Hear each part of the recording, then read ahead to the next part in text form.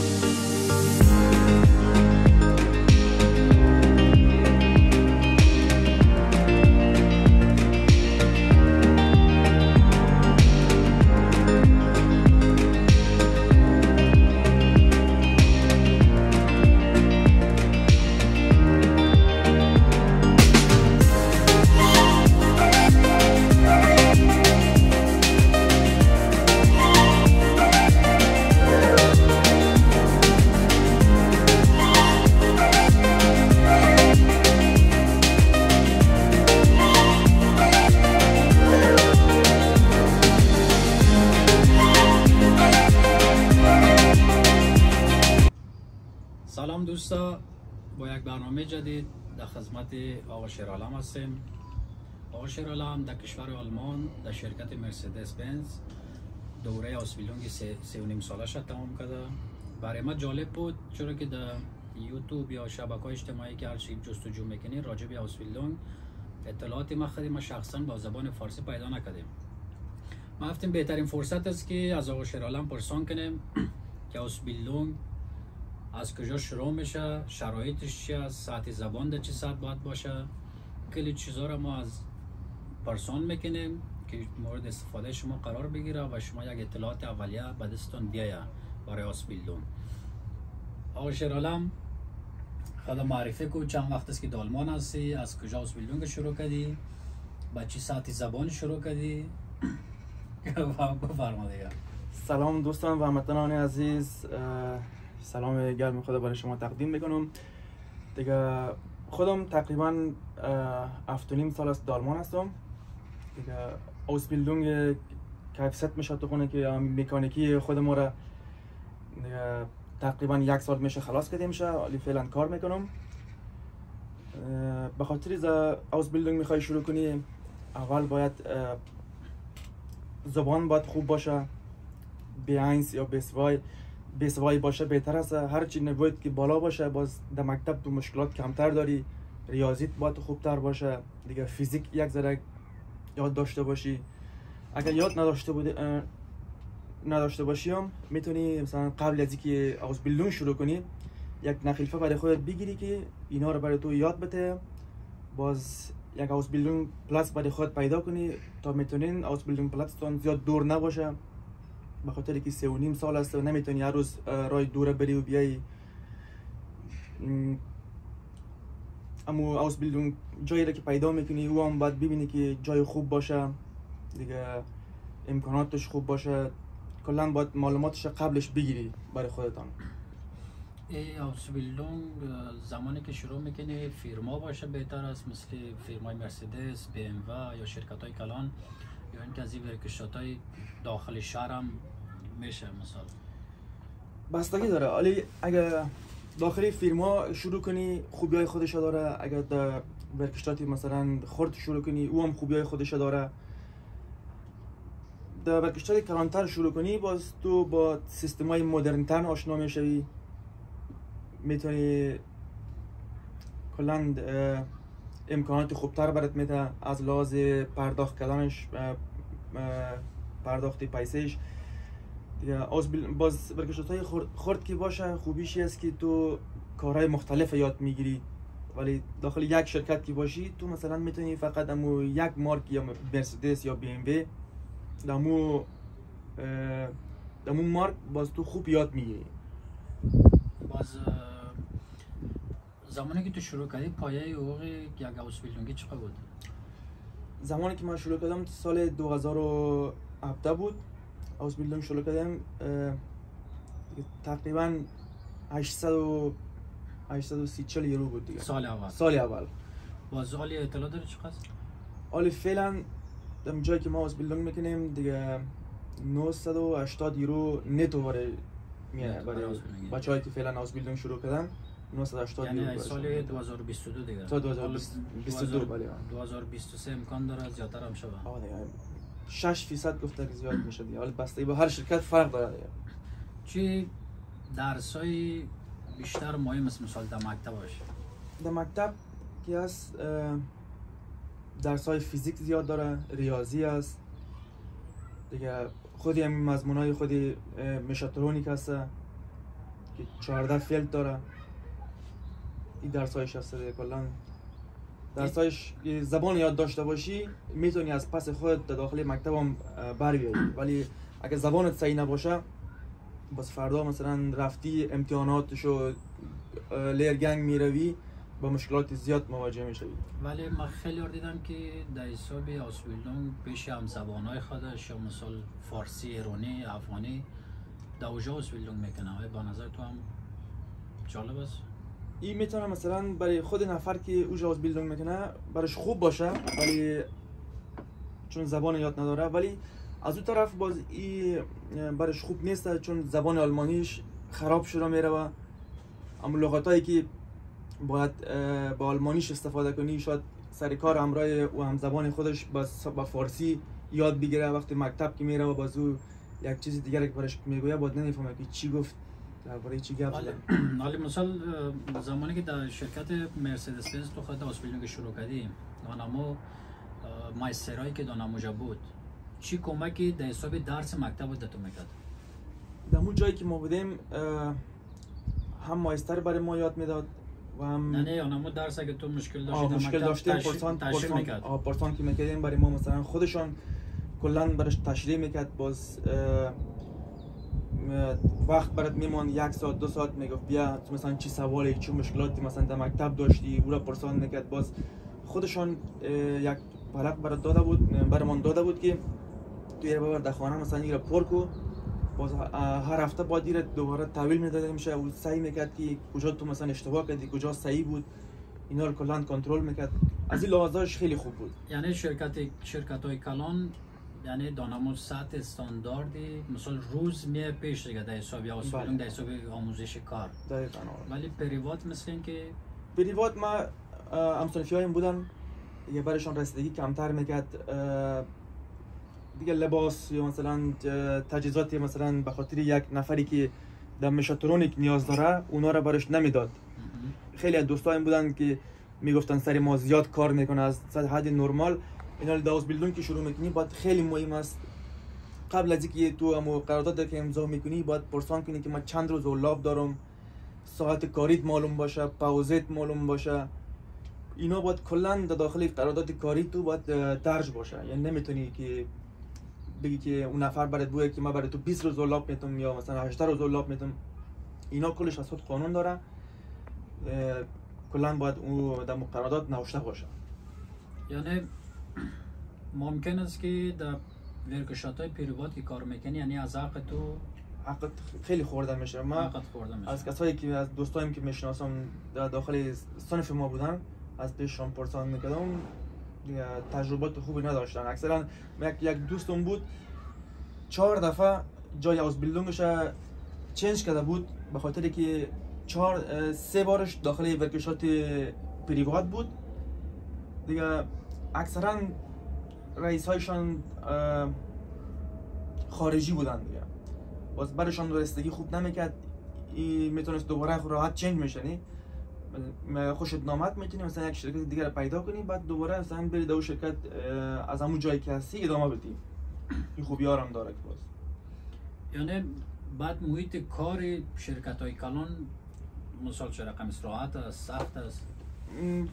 جاهای کلان کی است باز خوبیش هست که کلا زیشه هایش بالاست یعنی امنیتی کاریش بالاتر است. چون تو نمیتونی چیزایی که سنگین باشه رو از خود بالا کنی، یا مثلا او کلا از خود قانون داره، سرت نمیتونه مثلا کار سنگین انجام بده یا کاری که غیر از رشدت باشه رو تو رو نمیمونه که او کار انجام بدی.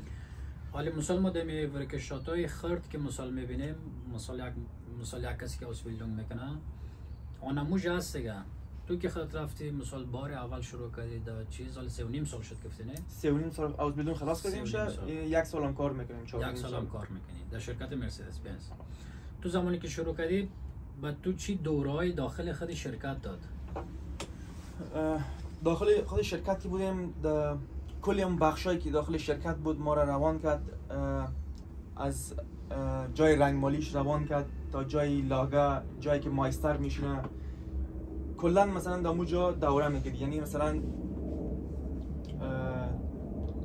7-8 جایی که در موقع داشت کلا ما اونجا رو مثلا چرخیدیم. مثلا یعنی 3.5 سال در 3.5 سال در یک جای مثلا تو نبودی همیشه که بگی که همیشه ما در یک جای هستم و نیم کار انجام میدم. نه، این رقم مثلا در هر بخش روان میکرد، پیکاوی، الکاوی دیگه، لاگ، جایی که رنگ میکرد، کپی کشی، بخشای مختلف. چند وقت مثلا بخش برقش که میره چند وقت در بخش برق بودی؟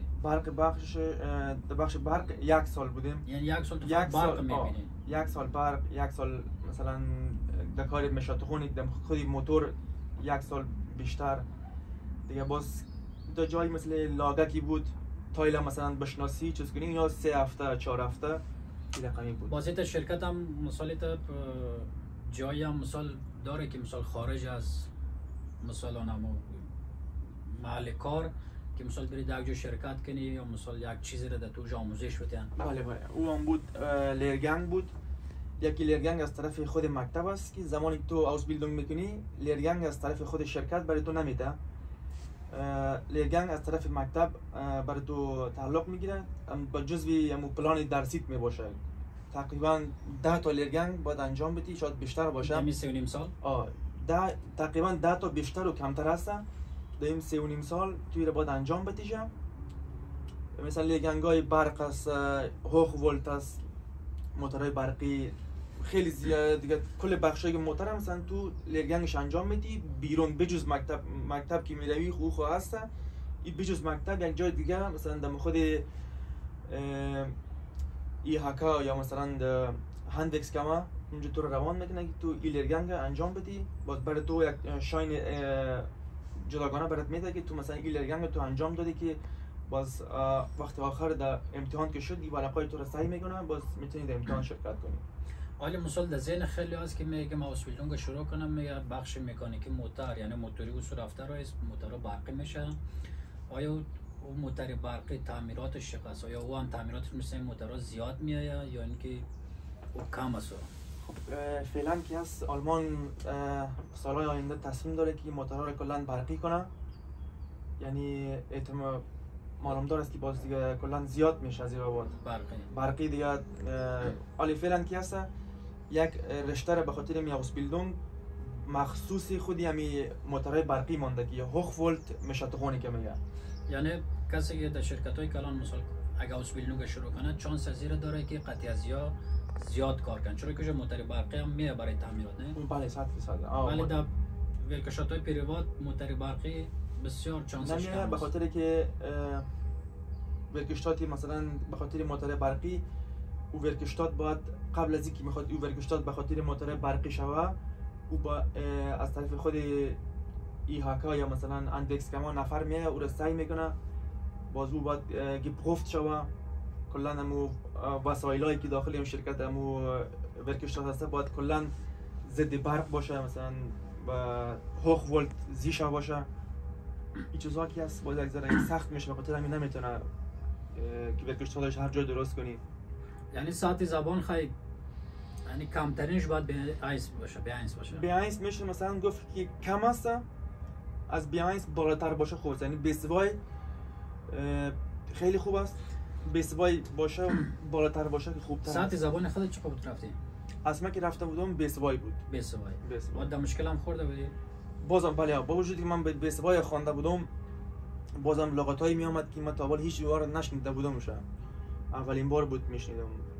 بازم دیگه در این زمان 3.5 سال خیلی لغت‌های دیگر یاد گرفتم. درس‌ها فیزیک بود، ریاضی بود، این چیزا داخل این. حالا مثال بچه‌ای که نو تازه مثال از کشورهای ما میاد، مثال کسایی که آشنایی با زبان آلمانی نداره، یعنی بهترین چانسش چی است که اگه اسپیلنگ شروع میکنه برای یک محیط آلمانی، یک فیرمایی که مثال مجهز باشه، کل سیستمش بروز باشه دیگه. بله، باید یک جای را پیدا کنه.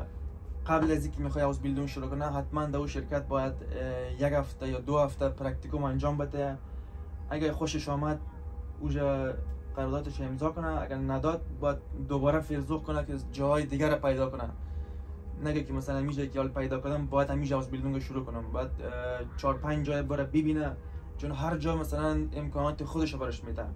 من خودم قبل از اینکه اسپیلنگ شروع کنم 3 جای دیگه مثلا پرکتیکوم انجام داده بودم ولی خوشم نامد.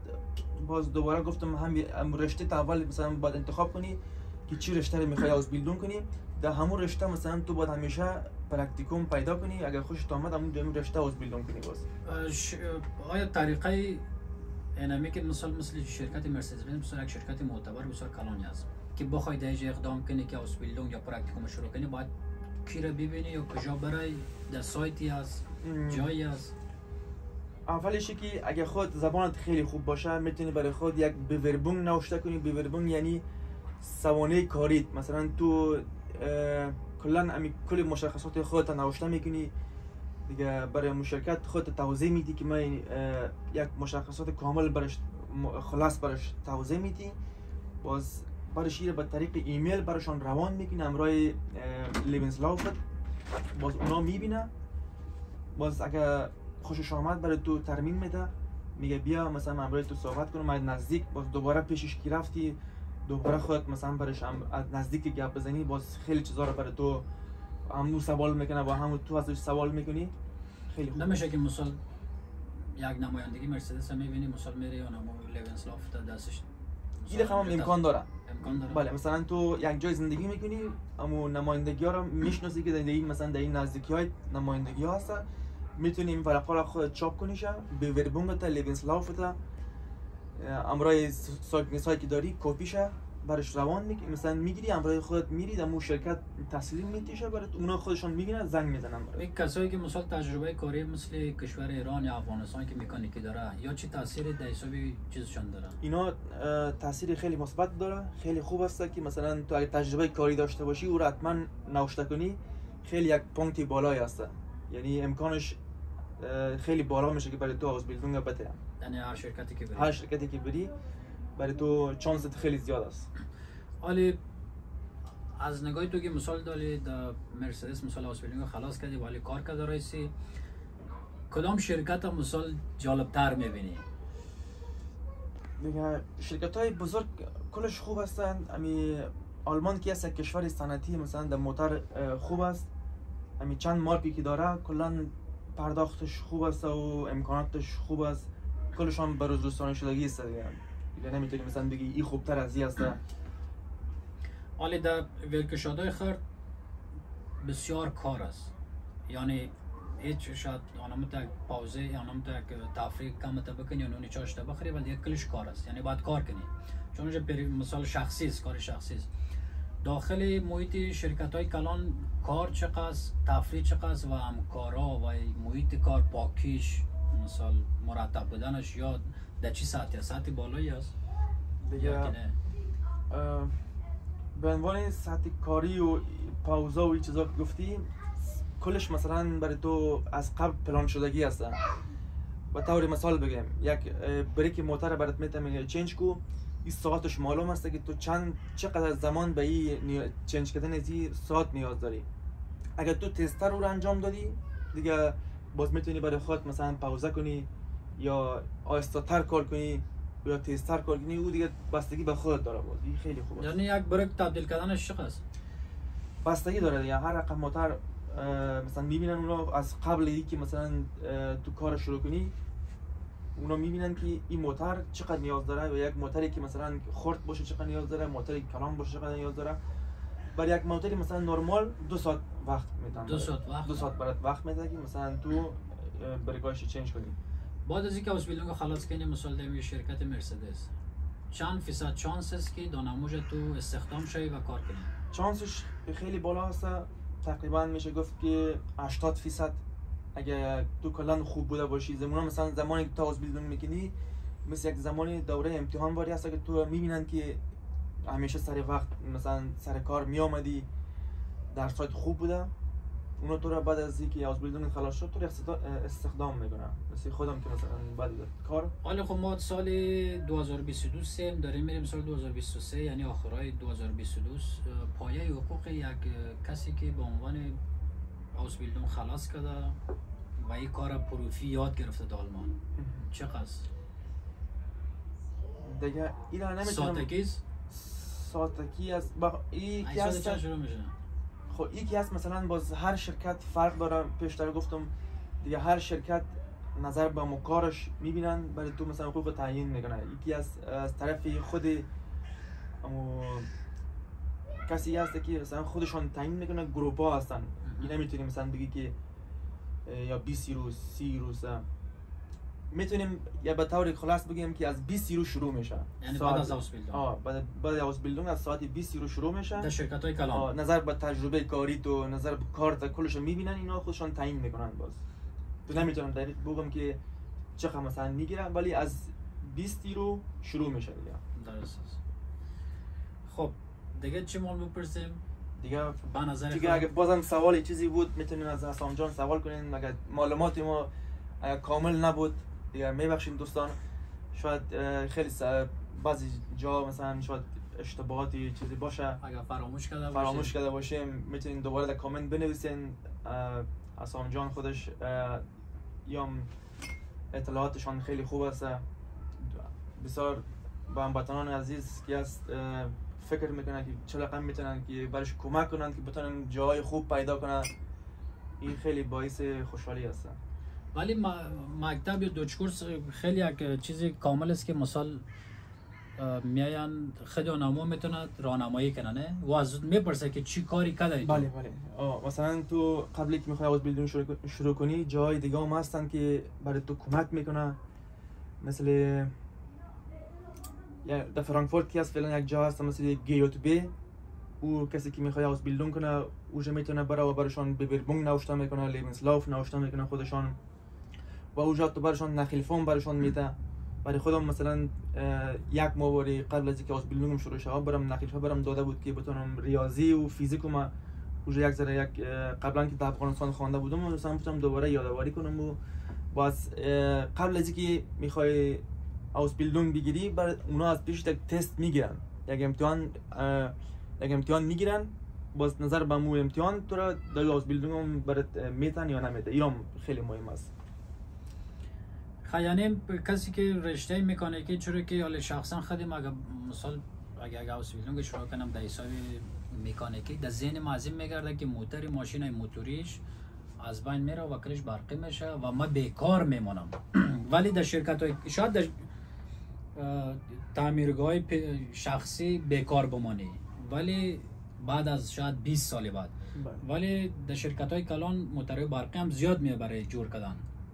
دقیقاً. پیشتر که عمل رقم گفتم به طور مثال خودم که کیپست مشاتخونه که نرمال مشاتخونه که خلاص کردیم، اگه 5 سال بعد و 6 سال بعد که موتور برقی بیاید اینا خودشان ما رو دوباره مثلا یک جای دیگه روان میکنه که ما کوالیفیسیرد شویم. یعنی به طور مثال من خودم بعد آزبیلدون که خلاص کردم اتوماتیک اشتوف 2 میگیریم به عنوان مثلا برق اشتوف 2 را میگیری. باز اینا که میبینن که موتور برقی که آمد باز تو را روان میکنن در خود اشتوتگارد یا مثلا در هایدلبرگ اینجا روان میکنن. باز یک لیرگنگ میکنی اشتوف 3 برات میاد. اشتوف 3 که برات بده یعنی مثلا تو فول همون نفری که هوخ ولت میشه تو خونه که میکنه تو مثلا همو مدرک برات میتن. یعنی چانسی بسیار کلان است. یعنی چانسی خوبی از کسی که یعنی برای در شرکت های کلان آزبیلدون میشه ببینه. بله. طبق برنامه روز یعنی هر چیزی که برای حساب ماشین میاد دوجا میای اول، یعنی کل اطلاعات داری.